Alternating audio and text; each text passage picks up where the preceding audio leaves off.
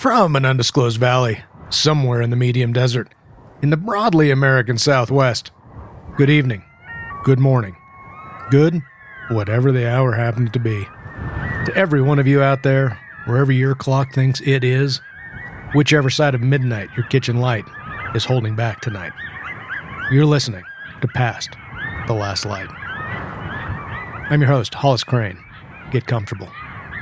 The hour is long, and the bottom of the map is a long way down. Tonight, we're going to talk about a continent. And I want to say this carefully, because it is the entire question on the table tonight.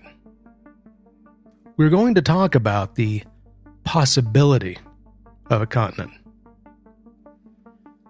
A document has come into my possession, folks. A remarkable document. And later this hour, a scientist, a real one, 19 seasons on the ice, is going to join us on the telephone. It did not go the way I expected.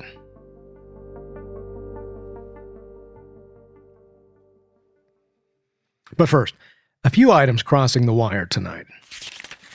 Out of Kansas, a county librarian reports that every atlas returned to her branch this month, 11 atlases, 11 different borrowers, came back with the same page dog-eared. She undog-ears them. They come back dog-eared. She would not tell me which page. She said, "You'll know when you get there." Item 2. A man in Ohio writes that his garage door opens by itself at 3:33 in the morning. Only when it is snowing. He has replaced the motor twice. The new motor, he says, learned it faster. Folks, motors do not learn. Item 3.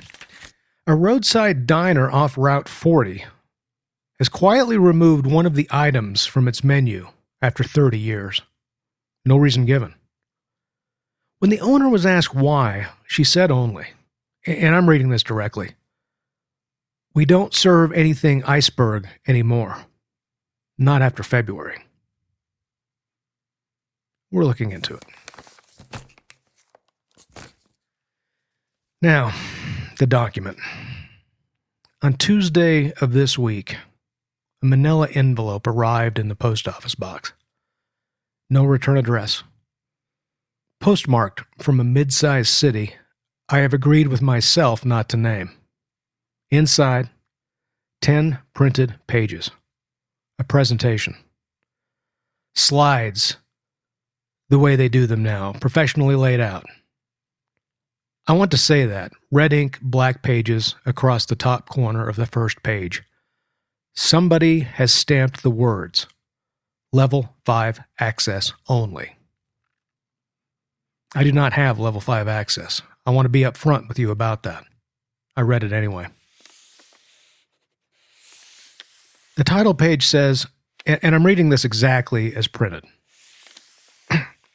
The Antarctica Hoax. And underneath that, a subtitle, 4 words, The Chillest Conspiracy. The author signs the cover letter only as the cartographer's son. The handwriting is young. Folks, young and very, very sure of itself. His claim, in a single sentence, there is no Antarctica. There never was. What is down there instead is a wall.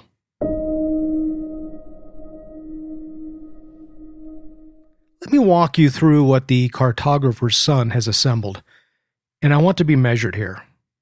I'm going to present it. You are going to decide. Page 3, the linguistics. Arctic, he writes, comes from the Greek arctos, the bears, the northern constellations, which would make Antarctica, literally, no bears.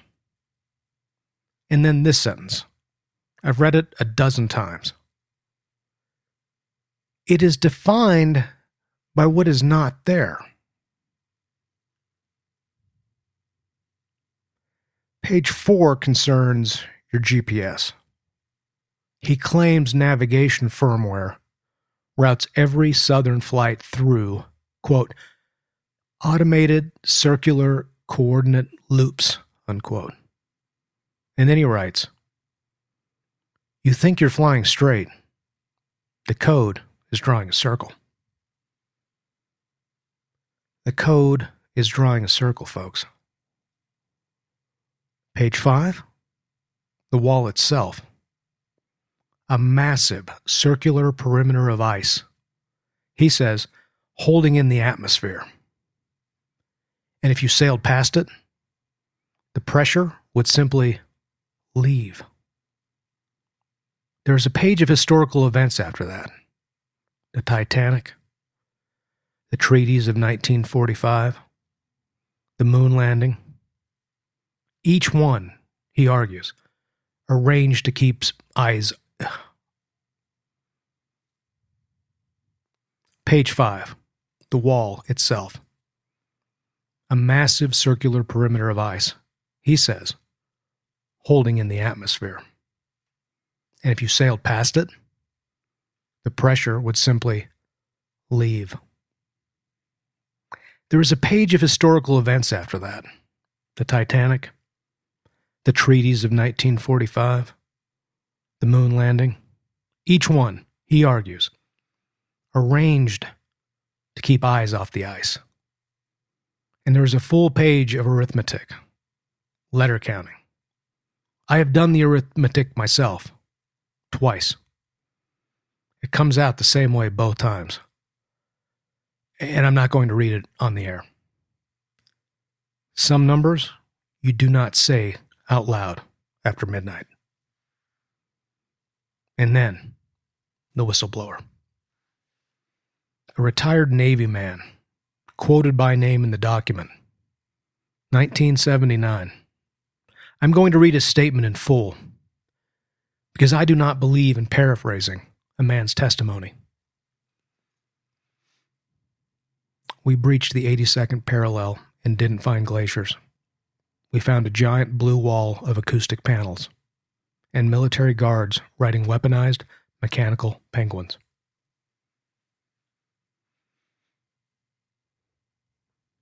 I read that with a straight face, because that is the job.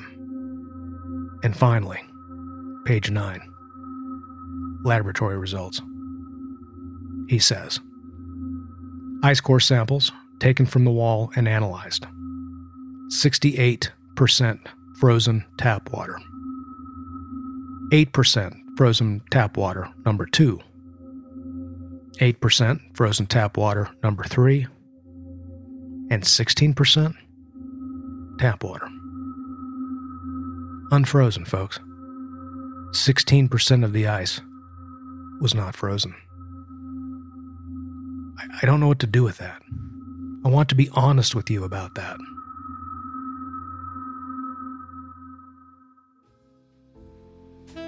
Before we go on tonight, I want to take just a moment, for a sponsor I am proud to have on this program, because I use what they make every night. You have heard me use it, folks, whether you knew it or not. That soft scratching under my voice when a caller says something worth keeping, that's them. I'm talking about the Meridian Pencil Company and the Meridian number 2. Now, you and I both know the trouble with the modern pencil. The lead snaps, the eraser smears, the wood splinters in the sharpener, like it's trying to get away from you. You go to write down the one thing, the license plate, the time on the clock, the words exactly as they were said, and the point gives out, right at the good part. The Meridian does not do that. Incense cedar from a single grove the family will not disclose the location of. Graphite milled so fine, they grate it in the dark, by feel. Folks, because the eye, they told me, can be fooled. It holds a point through 11 pages. I counted. In the eraser. I want to be careful how I say this, because it sounds like a boast, and it is simply a fact. The Meridian eraser removes the mark completely. Clean paper, no shadow, no ghost. As if the thought had never occurred to you at all. Some nights, that is a comfort. Some nights, I'll admit, it gives me pause. Every pencil is sharpened once at the factory before it ships, by hand. They will not say by whom. Folks, when you write to this program, and I hope you will, you don't have to sign your name, but I hope you'll use a Meridian. I'll know. The postmaster knows. It's a number 2, but it is second to nothing. The Meridian Pencil Company, mail order only. There is no website.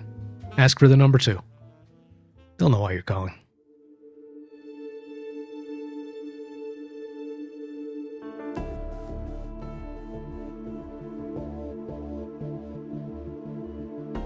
You're listening to the program. Stay with me. When we come back, a scientist, a real one. He has stood on the thing this document says does not exist. And he agreed to take my questions. All of them.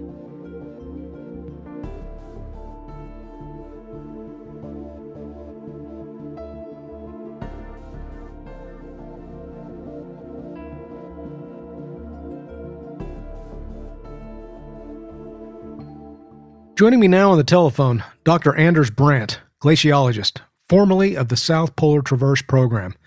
19 field seasons on the ice. Doctor, welcome to the program. Thank you, Mr. Crane. I'm a busy man. I was told this would be brief. Doctor, I'll come right to it. There's a document in front of me claiming the continent you have spent 19 seasons on does not exist. Your reaction? My reaction is that I have frostbite scars on 2 fingers from a continent that does not exist. Ask your questions. The ice cores. The document claims chemical analysis found no ancient atmosphere. Only tap water. I have personally drilled cores holding air that has not been touched the sky in 40,000 years. When the core warms, the bubbles open. You can hear it, a crackling, like something waking up. We call it ice freeze. That air was sealed before there was a single human word for water, Mr. Crane, municipal or otherwise. Like something waking up. It is a standard acoustic phenomenon. I'm sure it is. The flight paths, Doctor. You think you're flying straight. The code is drawing a circle. On a sphere, Mr. Crane, the straightest possible line is a curve. It is called a great circle route. The document has discovered geometry and mistaken it for a crime. The wall itself. The wall itself, then, Doctor. The document says that if you sailed past the ice boundary, the atmosphere would simply let go of you. I have flown over the interior at 500 feet. There is no boundary. There is ice to the horizon in every direction, 3 miles deep in places. And underneath it, entire mountain ranges no human being has ever touched. The truth about that place is stranger than any wall, Mr. Crane. And nobody mails me presentations about the truth. Stranger than any wall. It is a figure of speech. Doctor, you've been very patient. One last question. It's a small one. Go ahead. In 19 seasons down there, did you ever see a bear? No. There are no bears. There have never been bears. That is one thing your document gets right. The entire continent is defined by what is not there. Doctor, that exact sentence appears on page 3 of the document, word for word. I have not read the document. Doctor? I have to go, Mr. Crane. The sun is about to do the thing that it does around here. Word for word, folks. I don't know what to make of that. I want to be honest with you about that. I do not know what to make of it.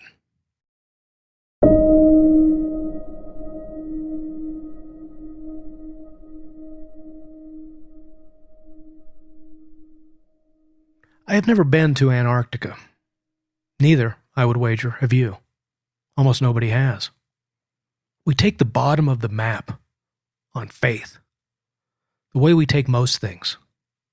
The wiring in the walls, the pilot behind the door, the year of our own birth. You weren't there for the paperwork, folks. Not really. And I keep coming back to the young man who mailed me this, the cartographer's son, because it would be easy to laugh. 10 pages, red ink, mechanical penguins. Easy. But I called Dr. Brandt because he asked the questions. And a scientist with 19 seasons on the ice answered every one of them beautifully. Until the last one. And on the last one, he paused. And I keep thinking about what he said, almost in passing. Mountain ranges under 3 miles of ice. Whole mountains, folks. Real ones, on every map. That no human hand has ever touched. He offered that as the reassuring part. The true things about the bottom of the world are stranger than the invented ones. Nobody stamps level 5 on the true things. Maybe that's how you tell the difference. Maybe it isn't. Is this the kind of program where we make a young man feel foolish for asking questions? No. This is not that kind of program. Asking is the whole job.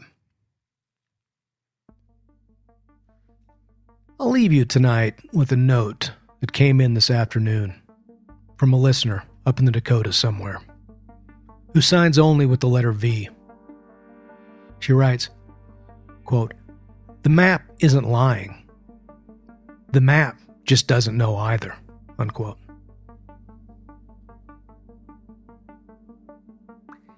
If there is a globe in your house tonight, and I hope there is, I want you to walk over to it before you turn in. Put your thumb on the very bottom of it. Just rest it there for a moment. Check that it's cold. It won't be, but check. And if you have been there, physically been, south of the 60th parallel, I want you to write to me. Not an email. A letter, on paper, postmarked. Tell me what you saw down there. You don't have to sign it. I'd especially like to hear from anyone who saw a wall. Be gentle with the people in your house tonight. Keep your thumb on the map. And pay attention to what the penguins do. This has been the program.